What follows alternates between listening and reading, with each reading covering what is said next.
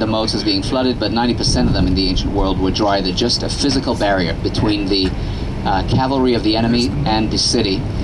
They always have a bridge down in times of peace, and people can enter and leave freely, but if the city is under threat of war or attack, they just lift that drawbridge, and then the enemy has a logistical problem getting over that moat. So that was the Crusader period of Caesarea.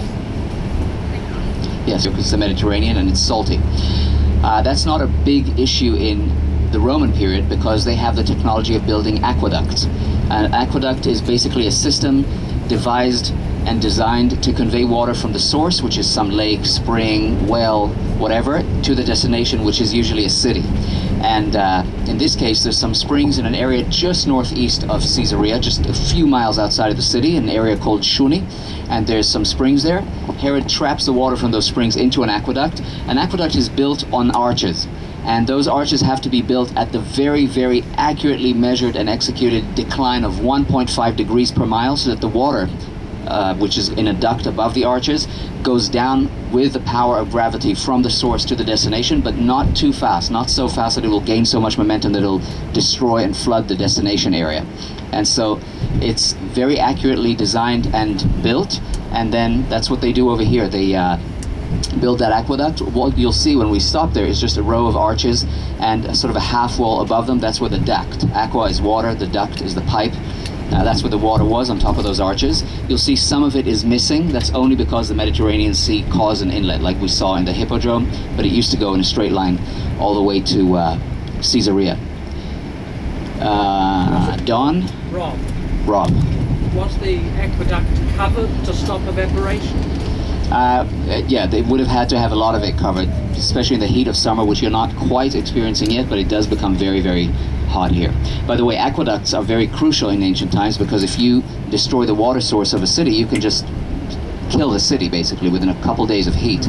And so Roman laws were very, very strict about aqueducts. You weren't allowed within a certain distance of an aqueduct on pain of death, and they had military patrols all up and down the aqueducts everywhere in the Roman era, which was a very organized sort of era, especially the Pax Romana, the Roman peace period. Everything was sort of thought out and taken care of, and you weren't allowed access to the aqueducts because of the safety issues.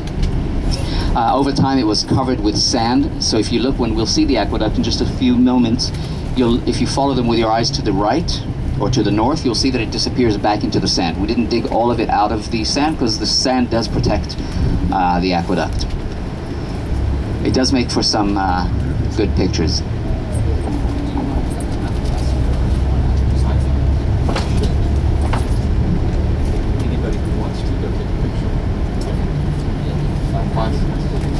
Okay, here's the deal.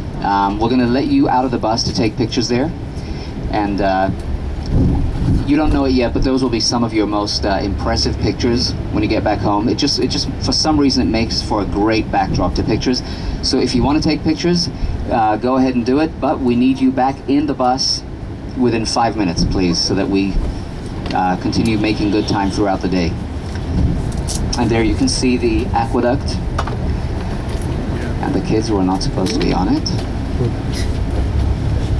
You can see it disappearing into the sand dunes if you look forward right now, and in a moment as we turn to the left, you'll look to the right and you'll see it disappearing into the sand dunes. Whoa. It was just the section. Yeah, I just saw that. Just buried in the sand. Oh, and that was all land. Went straight to the sea. All right, guys, 5 minutes from